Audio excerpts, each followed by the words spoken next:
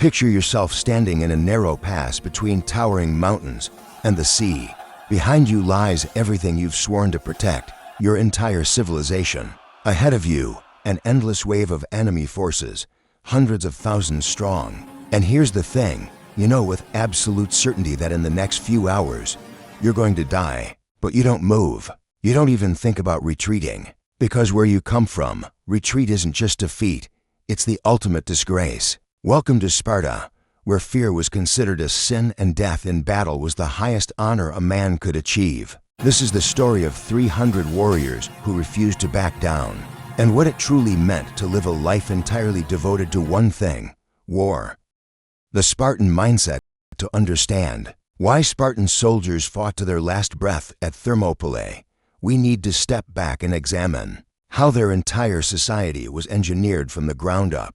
From childhood, Spartans were taught one absolute principle: your shield protects your comrade, not yourself. If you lost your shield, you weren't just endangering yourself, you were breaking the integrity of the entire formation. This gave birth to the most famous phrase Spartan mothers would say to their sons before battle: "Come back with your shield, or on it." Think about what that means. If you didn't return with your shield, you had to be dead, carried home upon it. Coming back without your shield meant you had fled, and that was a disgrace worse than death itself. Dying in battle was the highest honor. Running away was an unforgivable sin. The Persian threat.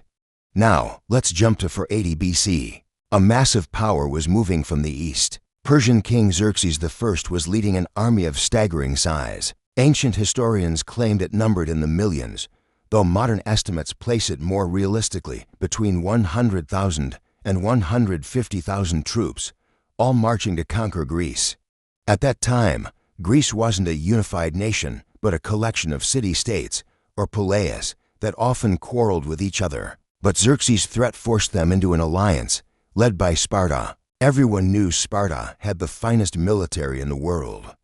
The Greek alliance decided the best way to stop this overwhelming force was through tactical geography. They chose Thermopylae, meaning hot gates, as their first line of defense. Thermopylae was a narrow pass, only a few meters wide, trapped between steep cliffs and the coastline. Here, Persia's numerical advantage meant nothing. Only a few hundred men could fight on the front line at any given time.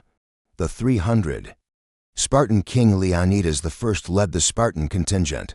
Despite the fact that Sparta was celebrating the religious festival of Carneia, which technically prohibited full military mobilization, Leonidas knew they couldn't wait. He had to act fast. Leonidas brought 300 hoplites from his personal guard. But here's a detail often overlooked. These 300 men were specifically chosen because they all had sons. This meant they could die in battle without ending their family bloodlines. They were, essentially, a volunteer suicide squad who willingly chose to fulfill their destiny. The total Greek force gathering at Thermopylae was around 7,000 men from various city-states like Thespia and Phocis. But it was the presence of the 300 Spartans that provided the unshakable moral anchor and leadership. They were the symbol that Greece would not retreat. Preparation for battle. If you stood beside Leonidas, you'd see and feel every detail of a warrior's preparation. Their armor was heavy, around 30 kilograms of bronze, the iconic Corinthian helmet, a perfectly molded breastplate following the muscles, and greaves protecting the shins. This battle dress transformed you into a slow-moving, but unstoppable war machine. Your primary weapon was the dory, a spear about 2.5 meters long. This was a mass-killing instrument, used for thrusting and maintaining distance. If the dory broke, you'd switch to the xiphos, a short double-edged sword effective for close-quarters combat in tight formations. But the most important weapon was the aspis, the large round shield. The aspis didn't just protect your body, it also protected a quarter of your comrade's body on your left. The phalanx formation depended entirely on the synchronization of these shields. When the front rank advanced and struck, the rear ranks pushed forward, creating a collective momentum that was devastating. Leonidas' strategy was simple. Use this narrow pass, turn the Spartan shield wall into an immovable defensive line, and force the Persian army to exhaust themselves against an impenetrable barrier. The battle begins. When Xerxes saw the 300 Spartans preparing, he probably laughed. The historian Herodotus recorded that Persian scouts observed Spartans casually combing their hair and exercising. These weren't signs of fear. This was a pre-battle ritual Spartans performed to signal they were ready to die. On the first day, Xerxes sent his Medes and Scythians, thinking they'd be sufficient to overwhelm a handful of Greeks. Waves of Persian warriors carrying wicker shields and light weapons surged forward in loose formations, relying on numbers. The moment they met the Spartan phalanx, they hit a moving wall of bronze. Spartan dory spears struck deep before the Persians could get close.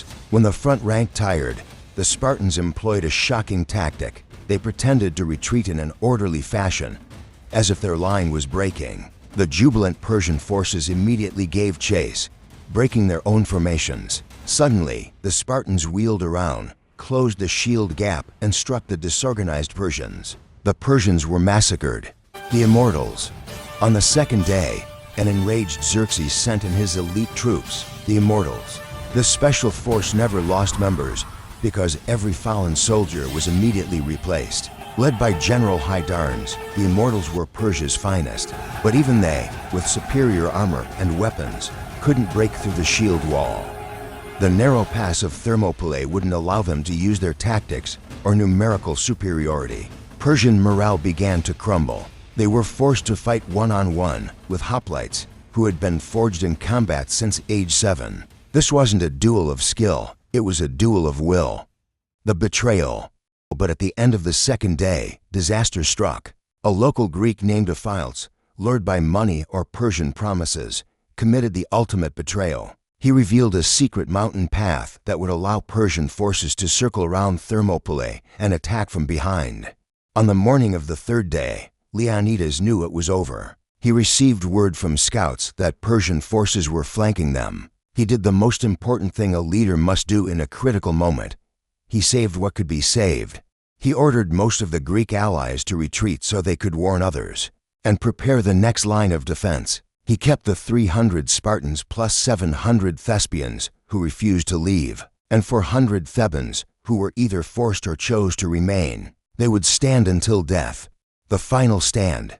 They moved to a wider section of the pass to maximize damage before being surrounded. Their shields cracked, their spears broke. When the dory was gone, they drew the xiphos. When swords shattered, they used bare hands, teeth, and rocks.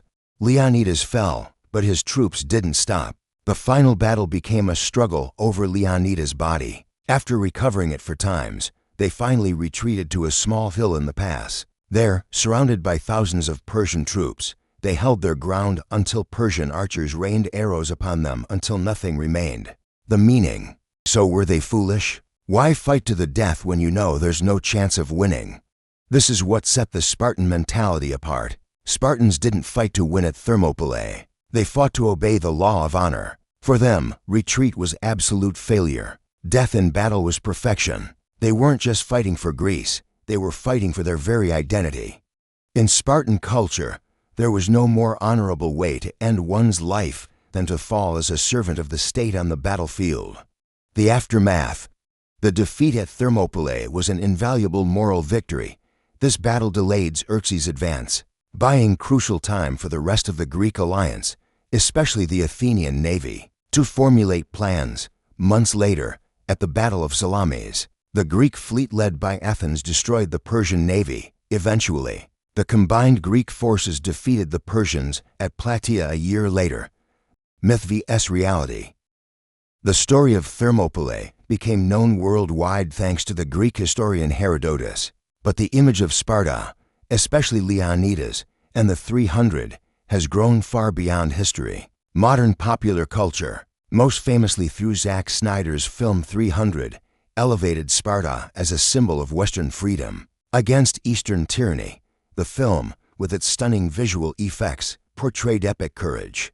But we must always separate myth from historical fact. While the story of Thermopylae is one of unmatched bravery, it's important to remember that Sparta itself wasn't a champion of democracy. They were a totalitarian state where a small group of citizens, the homoioi, oppressed a massive population of slaves called helots. The Helots were state-owned slaves who vastly outnumbered Spartan citizens. Fear of Helot rebellion was the main reason Sparta could never deploy its full military force. Most Spartan warriors always had to stay home to monitor the Helots. Sparta was a state built on violence, oppression, and a cult of war above all else. They weren't fighting for universal freedom. They were fighting to maintain their brutal but highly efficient system.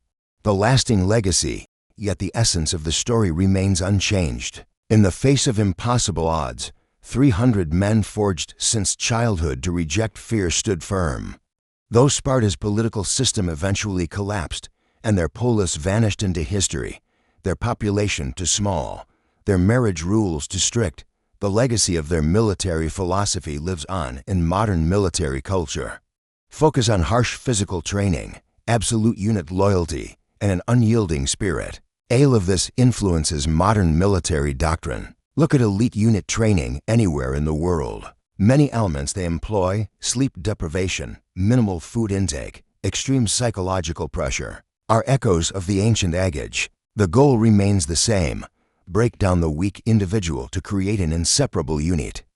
Even today, the term Spartan is used to describe a lifestyle that's harsh, simple, and highly disciplined. It's an eternal acknowledgement of the way of life they embraced.